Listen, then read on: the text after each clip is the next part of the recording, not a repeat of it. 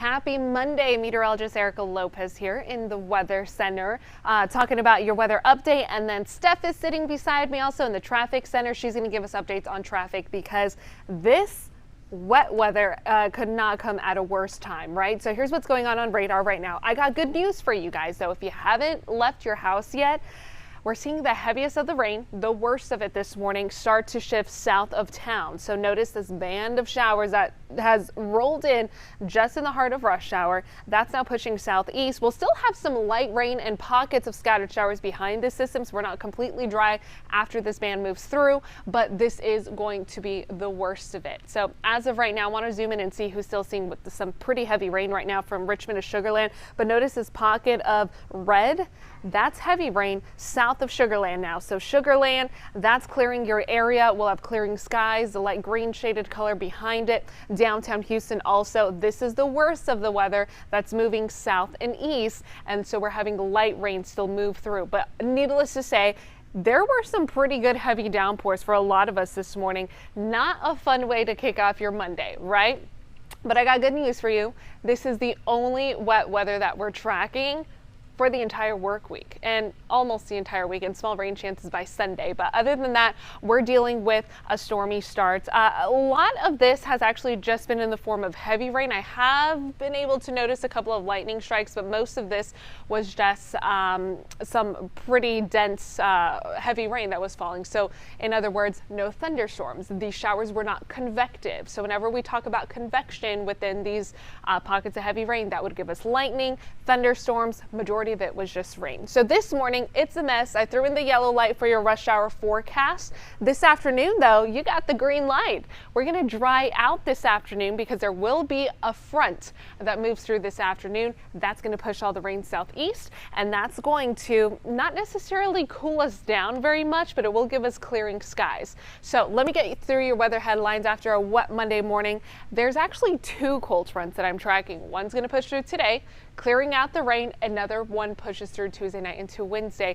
That's going to bring in some cold weather and freezing temperatures likely almost area-wide Thursday morning. I'll chat about that in one sec, but lots of sunshine once we get through the start of today.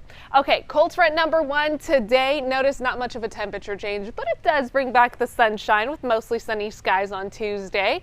And then cold front number two, Tuesday night into Wednesday morning, that cold front is dry. So it's the exact opposite of what we're battling with today. It's dry and it will cool us down into the low 50s by Wednesday. On top of that, it'll be windy on Wednesday behind cold front number two. Check out the cold temperatures. Here you are, focusing in on Thursday morning, focusing in on Friday morning. We're chatting about temperatures that, if we see freezing temperatures in Houston at 32 degrees, we're likely going to have some 20s for north and western counties. And then as we talk about Friday, likely seeing a light freeze for north and western counties, but just above that for Friday. So just a reminder, if folks saw the forecast, saw all the sunshine, wanted to take advantage of it, and say possibly start early on your spring garden, this week's not going to be the week to do that because of our threat for some light freezing temperatures.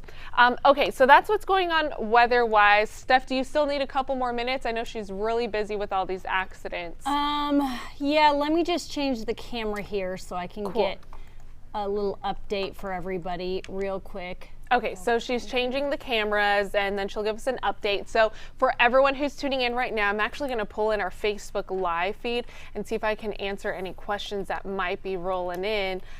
So that's going to take me just a minute here, but let me know what you guys are seeing in your neighborhood, because, you know, it's easy to talk about what we're seeing on radar right now, but then you guys are actually our ground confirmation, our eyes and our ears for any storm reports. If there's any minor ponding on roads in certain areas, how was your morning commute?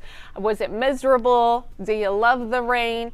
Yeah, comment below. Give me all your questions. I do have one report here from Jennifer. She's reporting street flooding in First Colony.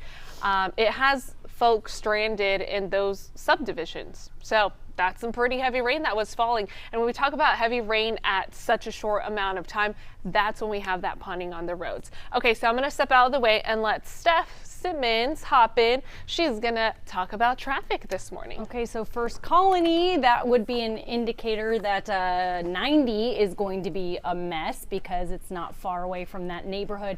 Good morning, everybody. So let me walk you through here. Thank you, Erica, by the way. I'm gonna hop this way. Southbound side of the East Tex Freeway. The good news I can share with you is that we had several crashes 2 minutes ago.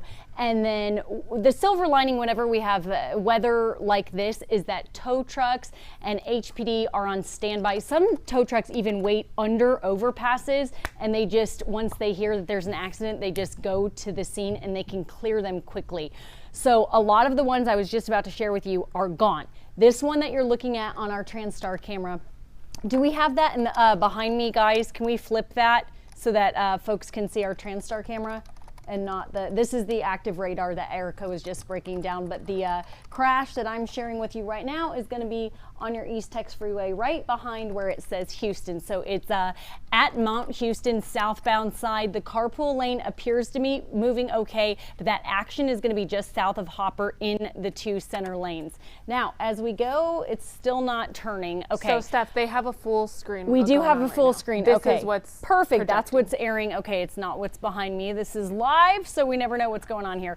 Okay, so it's not what I'm seeing, but what's most important is I can see what you're seeing. So that is the big map, and you can see all of the red, and that's going to be on the east side of town, on the south side of town. No crashes elsewhere, but let me get you to some travel times, and maybe that'll give you a better indication of what your drive is looking like. So again, I want to go back to the comment that Erika said about First Colony. So a lot of people who are in that area take Highway 6, they take Highway 90 to get wherever it is that they're going. So Highway 90, this is out of the Missouri City area, so maybe you travel through First Colony and then go in the direction of Missouri City.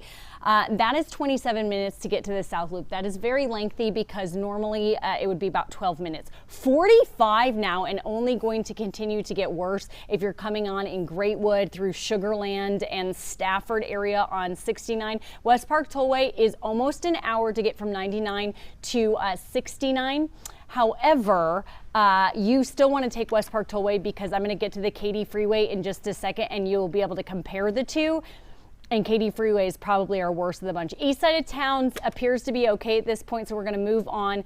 Take a look at that. The first little bar of your of your drive times here, Pin Oak to downtown, Katy Freeway, because we had several crashes this morning. We had one at Antoine, we had several at Post Oak, and the hiccups keep coming. However, all lanes are open in both directions now. It just really put a dent on that overall travel time, and that is about 15 minutes slower than we'd see on a regular workday on the inbound side. Now keep in mind, westbound is very slow as well. 290, about 47 minutes to get from out of Cypress through Jersey Village to Lazy Brook and Timber Grove. And then 249, we had a crash on the southbound side of the Tomball Parkway by FM 2920. 18 minutes, all of the lanes are reopened. So continue to stay with us. Erika and I are going to go do a live cut-in on Channel 11, and then we will be back up here doing more Facebook Lives throughout the morning. So make sure you let us know as well if you have any questions. We appreciate you tuning in.